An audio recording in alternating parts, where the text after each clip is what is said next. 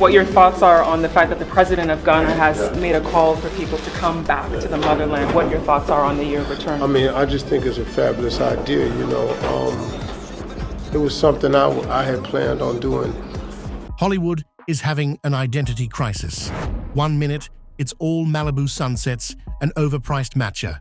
And the next, A-list stars are buying property in Accra, sipping coconut water on Labadi Beach, and calling Ghana their new home base.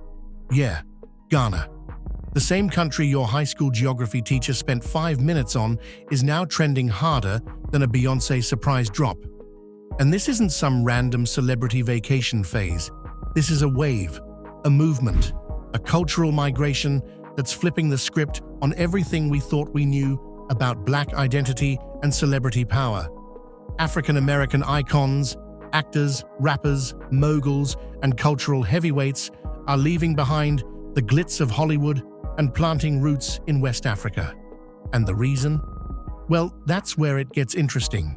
See, for centuries, the story of the African diaspora was one-directional. People were taken from Africa and scattered across the world. But now, that tide is reversing. The descendants of those who were torn away are making their way back. And they're not just visiting for the photo ops or a few nostalgic tears. They're building businesses. They're buying land. They're applying for Ghanaian citizenship. They're literally rewriting what home means. And Ghana isn't just watching this happen. It's engineering it. The government is practically screaming, "Welcome home," from the rooftops, offering passports, property opportunities, and a sense of belonging that money can't buy. It's more than a warm invitation. It's a historic call to come back, to reclaim, to rebuild. But here's the question nobody's asking. Why Ghana? Of all the countries on the continent, why is this small West African nation suddenly the magnetic north for the Black diaspora? The answer lies in a year that shook the global Black community to its core. A year that made millions of people pack their bags and rethink where they truly belong. And trust me, once you hear what happened, you'll understand why celebrities are ditching Beverly Hills for Accra faster than you can say, year of return. Back in 2019, Ghana didn't just host an event. It pulled off one of the boldest cultural power moves of the 21st century. They called it the Year of Return. And if you're thinking that sounds dramatic, that's because it was meant to be. The idea was simple but powerful. Mark 400 years since the first enslaved Africans were brought to the Americas and invite their descendants to come back, not as tourists, but as family. And family showed up. Over 1 million people of African descent made the pilgrimage that year, and among them were some of the biggest names in entertainment, sports, and culture. We're talking Steve Harvey, Idris Elba, Naomi Campbell, Ludacris, T.I., and dozens more. Ghana's airports weren't just packed. They were overflowing with emotional homecomings, tearful reunions, and ancestral awakenings that no luxury vacation could ever replicate. For many, this wasn't just another stamp on the passport. It was therapy. Imagine standing inside Cape Coast Castle, the same stone fortress where millions of Africans were chained and shipped into slavery. Now imagine doing that as a descendant of those very people. That's what Steve Harvey did. And the man known for punchlines and game shows broke down in tears. He said he could feel the weight of his ancestors on his shoulders. Every Black person, he urged, should see those slave dungeons. You've got to feel what they did to us. And that's the point. The Year of Return wasn't just a tourism campaign, it was a spiritual GPS signal. It reminded millions of people that Africa isn't just a place on a map, it's the origin story. And for celebrities, people whose lives are built on identity, legacy, and influence, that kind of realization hits deeper than a Grammy acceptance speech. But Ghana didn't stop there. Because let's be honest, it's one thing to invite people for a visit, but it's another to hand them the keys to the house. And that's exactly what Ghana did next. They offered something no other country had done: at this scale. Citizenship. Over 500 members of the Diaspora were granted Ghanaian citizenship during the year of return. A powerful gesture that said, you don't just belong here in theory, you belong here in law. And when governments make moves like that, celebrities pay attention. Because now, it's not just about visiting roots, it's about building futures, land ownership, investment opportunities, dual nationality. Ghana turned what could have been a one-time reunion into a lifelong relationship. And that's where the shift truly began. Now here's where things get spicy. Most African Americans, experts estimate up to 70%, can't trace their exact lineage back to a specific tribe or region. The transatlantic slave trade erased those details from the family tree, but Ghana is saying, don't worry about the missing branches. We're the trunk, we're home base. Start here. That offer isn't just symbolic, it's revolutionary. And once one star made the leap, others started paying attention. Because in the entertainment world, influence is contagious. One celebrity builds a house in Accra, another starts scouting investment opportunities, and suddenly, Hollywood isn't the only game in town. But hold that thought, because this story isn't just about history and identity. There's another reason Ghana is pulling in A-listers by the private jet load, and it has a lot to do with the future. Coming up, how Accra became the new Beverly Hills of Black celebrity power, and why the next big blockbuster, hit album, or billion-dollar brand might just be born in Ghana. Here's the truth no one in Hollywood wants to admit. America might have the money, but Africa has the momentum. And Ghana? Ghana is leading the charge.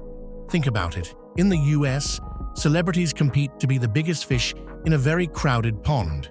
But in Ghana, they're not just stars. They're architects of a new era. They're not renting seats at someone else's table.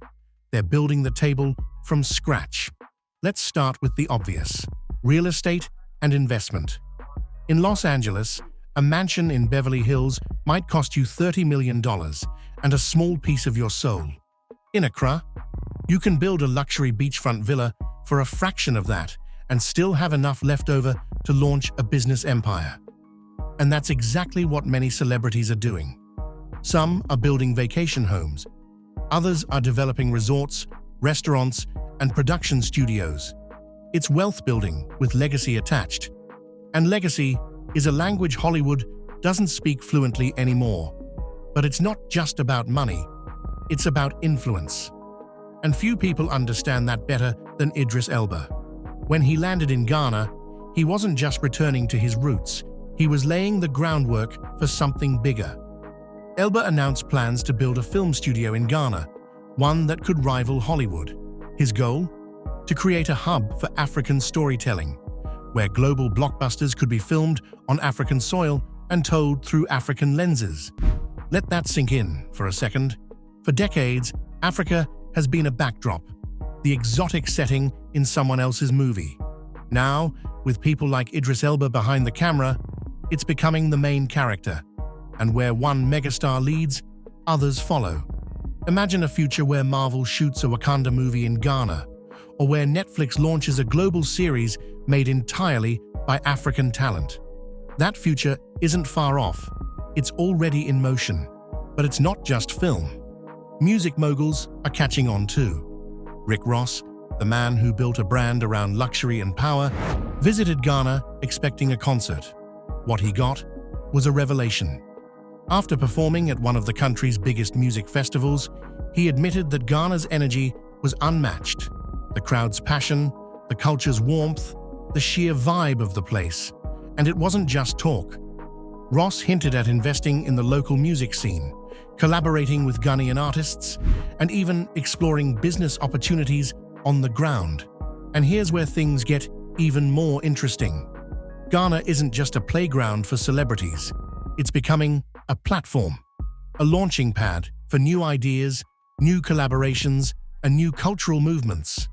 Where else can you shoot a film, headline a festival, launch a fashion line, and invest in a tech startup, all while reconnecting with 400 years of history?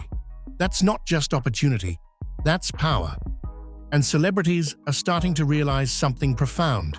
In Ghana, they're not just part of the culture, they shape it. They don't just make headlines, they write them. And that's a level of influence you can't buy in Los Angeles or London. But as powerful as business and influence are, there's another layer to this story, one that hits even deeper.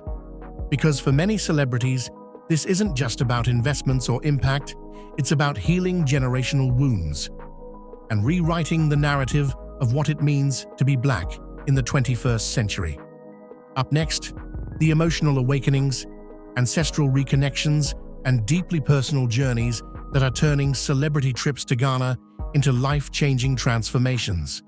There's a reason why some of the biggest names in music, film, and culture have been reduced to tears on Ghanaian soil. It's not the weather, though, let's be honest, Accra's sunshine does slap harder than LA's smog. It's something much deeper, something spiritual. For generations, African Americans have carried a weight they couldn't quite name, a ghost in their bloodline, a story with pages ripped out. And for many, Ghana is where they finally read the missing chapters. Take Kendrick Lamar, for example. The man is basically a walking history book set to a beat. His lyrics dissect slavery, systemic racism, and Black resilience. But when he walked into Cape Coast Castle, where millions were shackled and shipped across the Atlantic, even he was speechless. This wasn't a history lesson, it was a homecoming. The same man who told America, "We gon' be all right," found himself whispering prayers in the same dungeon where his ancestors were once held captive. And that's the power of this movement. It's turning history into reality. It's one thing to rap about oppression. It's another to stand on the soil where it began and say, "I'm still here." Kendrick's visit wasn't just a personal journey either. It was part of the rollout for his album, Mr. Morale and the Big Steppers, a project deeply rooted in identity and generational healing. Tying his music to Africa wasn't a marketing gimmick. It was a statement. The future of Black art isn't just inspired by Africa. It comes from Africa. And Kendrick's not alone. Meek Mill, known for his gritty lyrics about survival and freedom, touched down in Accra for Afro Nation and instantly felt something different. Sure, he performed, but it was what happened off stage that told the real story. Videos of Meek zipping through Accra's streets on motorbikes with locals went viral. No bodyguards, no entourages, just raw connection. At one point, he even shot a music video inside the presidential palace, sparking debates back home and proving that Ghana wasn't just welcoming celebrities, it was embracing them. Then there's Gabrielle Union and Dwayne Wade, who didn't go to Ghana for fame or headlines. They went for their children. They wanted their kids to know their story didn't start in Los Angeles or Miami, it started in Africa. The couple visited slave castles, toured historic sites, and immersed their family in Ghana's culture. Gabrielle called the experience gut-wrenching but healing, while Wade said it gave their children a new sense of identity, one rooted in resilience, pride, and belonging. And that's the part that doesn't make the headlines. For celebrities, Ghana isn't just about reconnecting with the past, it's about redefining the future. When their children walk the same halls their ancestors were dragged through, they don't just see themselves as products of struggle, they see themselves as descendants of strength. That shift in perspective is priceless. It's cultural therapy. And once you feel it, there's no going back. But the emotional gravity isn't just personal, it's generational. Because when stars like Kendrick, Meek, or Gabrielle share these moments publicly, they're sending a message to millions watching from afar. This isn't just a vacation, this is reclamation. And here's where things get even more powerful.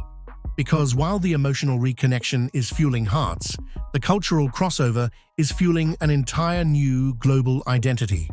Ghana isn't just healing the past, it's rewriting the future of Black creativity, fashion, and pop culture.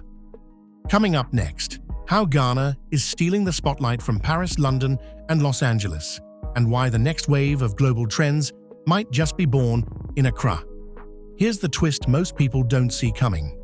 Ghana isn't just a destination. It's becoming a global cultural capital. Music, fashion, art, tech. All roads are starting to lead to Accra. When Usher and SZA lit up the stage at the Global Citizen Festival, it wasn't just another concert. It was a signal. Out of every city in the world, they chose Accra because that's where the cultural pulse is beating the loudest.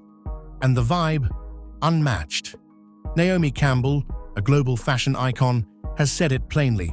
Africa isn't the future of fashion, it's the present. She's championed Ghanaian designers, walked its runways, and proved that the next wave of global style isn't coming out of Paris or Milan. It's coming out of West Africa.